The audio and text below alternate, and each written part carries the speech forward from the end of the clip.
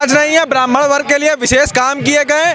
10% का आरक्षण देने का काम गरीब सवर्णों को मोदी सरकार ने किया है। राम मंदिर का निर्माण हो रहा है, काशी कॉरिडोर बन चुका है और अब की बार हम लोग इसलिए और प्रचंड बहुमत से वोट देंगे क्योंकि नंद लला हम आएंगे और मंदिर भव्य बनाएंगे।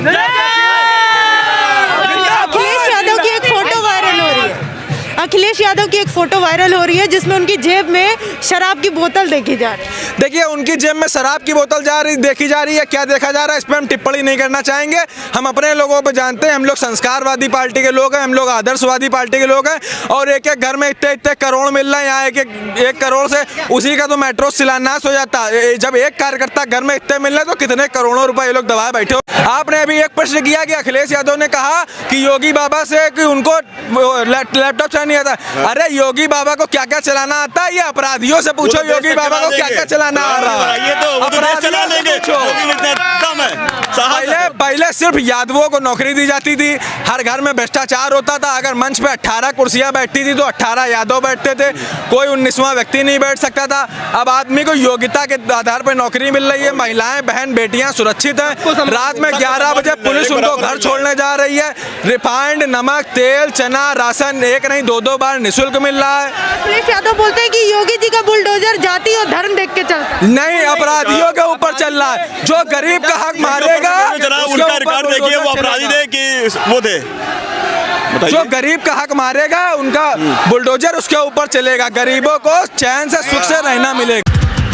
न धरती थे न धर्म थे न धर्म ग्रंथ था कोई सनातनादिनंत। जो वो धर्म हिंदू है वही विनम्र हूँ, ये भ्रम न करके चुप रहूँ। जो धर्म पर कोई अगर अधर्मी आंख पाप से उठाई तो न माप की हो बात फिर तो लक्ष्य भेद करके तीर जाग जाए। पार्थ तुच्छ स्वार्थ को मिटा के तू दिखा दे पूरे विश्व को प्रलय की रुद्र दृश्य को। वो भीष्म सी प्रतिज्ञा हो जो वज्र से भी ना डरे। जय श्री राम। मैं आयुष सिंह। आप सबने अब तक हैदराबाद के ओवैसी का वो वीडियो देख लिया होगा जिसमें हैदराबाद का ओवैसी देश के जवानों के साथ साथ देश के 100 करोड़ हिंदुओं को ये याद दिलाते हुए नजर आ रहा है कि जब मोदी जी, योगी जी नहीं रहेंगे तो कौन बचाएगा हिंदुओं तुमको। हमको सब याद है, हम कुछ नहीं भूले।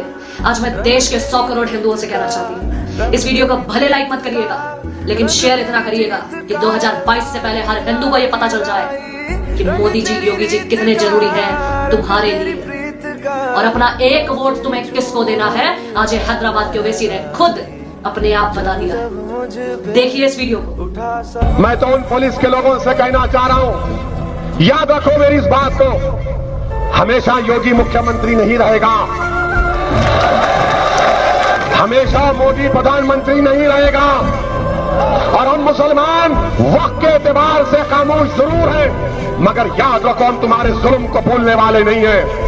हम तुम्हारे जुल्म को याद रखेंगे।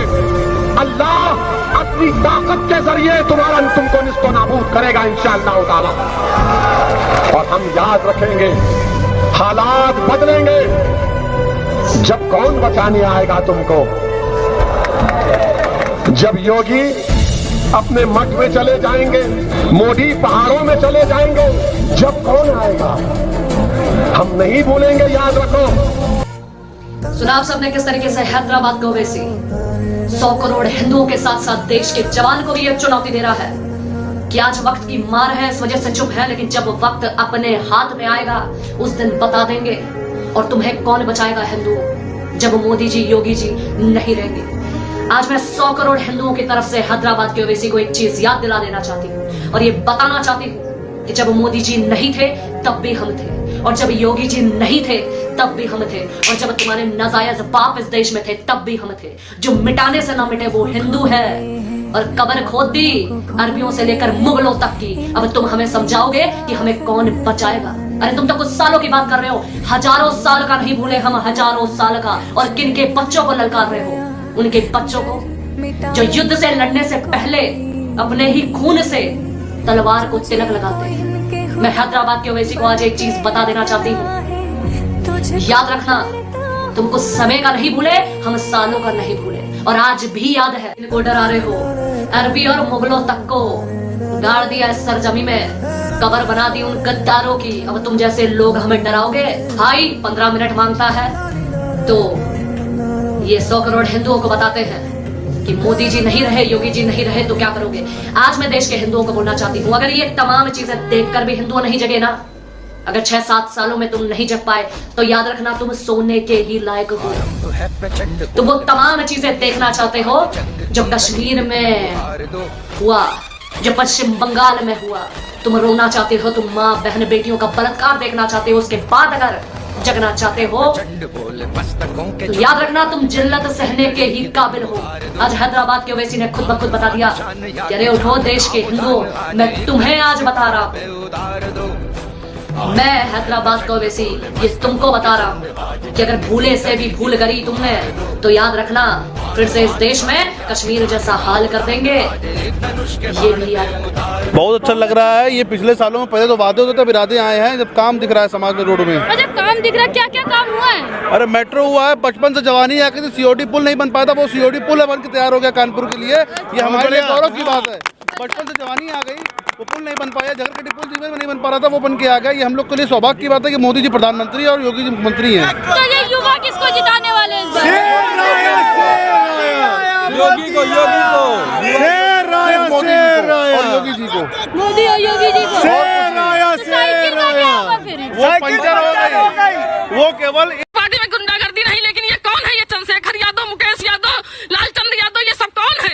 ये नंदा यादव, ये कौन है? ये गुंडा नहीं तो क्या है? अगर गोली लेके दिखाते, कहते अगर कहीं चौराहे पे राशन लेने, हम लोग गरीब आदमी है, कहाँ चले जाए? राशन लेने नहीं जाएंगे तो कहाँ जाए बताइए आप। पहले तो ये लोग इतने गुंडे नहीं थे, लेकिन अब इतने शेर होकर कहने लगे अब हमारी सरकार आने वाली है, हम सबको गोली से उड़ा देंगे अभी से, क्योंकि जो अगर मोदी जी का सपोर्ट करेगा उसको हम सीधा गोली ही मार देंगे। अब हम लोग कैसे नहीं करें? गरीब आदमी अगर मजदूरी करे ना जाए तो खाद पेट में खाना कैसे दसी?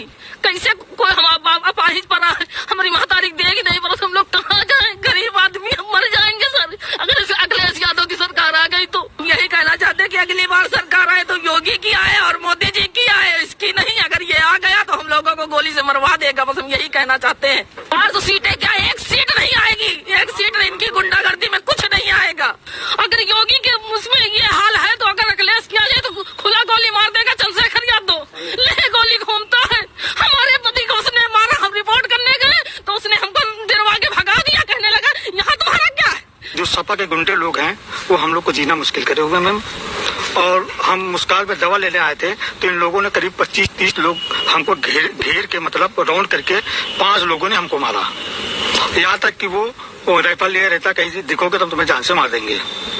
मेन मकसद उसका है कि हम बीजेपी के आदमी क्यों हैं। इतना मान लो यादव जी इतना कर रहे हैं तो अभी तो हम लोगों को इतना परेशान कर लिया है, पूछो ना। और उसके बाद अभी मान के चलो जैसे हमको मार देंगे तो हम लोग कहाँ जाएंगे फिर? अखिलेश यादव कह रहे हैं यहाँ पर खुजौली गांव में एक सीट भी नहीं आएगा, इसलिए कि इनके जो गुंडागर्दी अभी चालू हो गई है। अभी तो सरकार है नहीं, अभी तो हमारे मोदी जी